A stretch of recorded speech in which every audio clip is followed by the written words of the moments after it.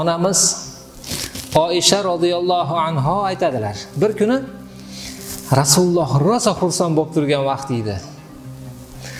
Haligi vaqtdan foydalanib, "Ya Rasululloh, meni bir duo qiling" debdilar. Rasululloh "Alloh" debdilar. Oishani oldin qilgan gunohini, endi qiladigan gunohini, oshkora gunohini, maxfiy gunohini kechir. Allohu akbar debdilar.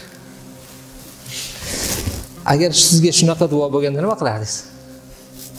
Oysha onamiz shunaqa kulyapman dedilar. Xursand bo'lganimdan o'zimni eplay olmayapman, kulganimdan Rasulullohning tizzasiga boshim tegyapti dedi. Tasavvur qilasizmi qanaqa duo bu? Mana shu duo Oysha onamizdan boshqa hech kimga bo'lmagan. Alloh taolo payg'ambarimizga shunaqa degan. Men sizni avvalgi gunohingizni ham, keyingi gunohingizni ham kechirdim. Agar hozir yana bir yildan keyin gunoh qilsangiz ham kechirdim degan Xudo. Ha? Inna fatahnada shu oyat keladi. Mana shu duoni Oysha onamizga aytgan ekanlar. Oyshani oldingi, keyingi maxfiy, oshkora gunohini kechir. Allohu akbar dedilar. Dunyoda bunaqa baxtli ayol yo'q. Haligi naqa qilib kulyatsam, boshim u kishini tizzasiga tegib kulardim deydi.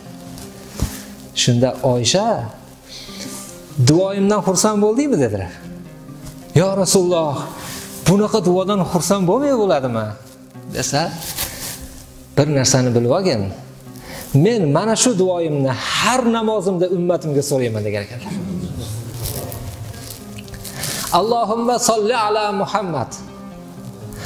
Biz uchun har namozlarida ummatimda avvalgi, keyingi maxfiy, oshkora gunohini kechirgin degan zotga salomlarimiz bo'lsin. Duolarimiz bo'lsin. Ummat bo'lib shu safda turinglar.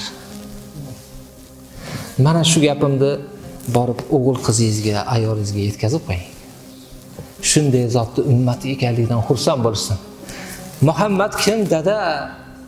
Payg'ambar Muhammad deyishyapti bizga deganga shu gapni aytib beringlar. Bolajonim, mana shunaqa odam bizga payg'ambar. Biz uchun shunday yashaganlar.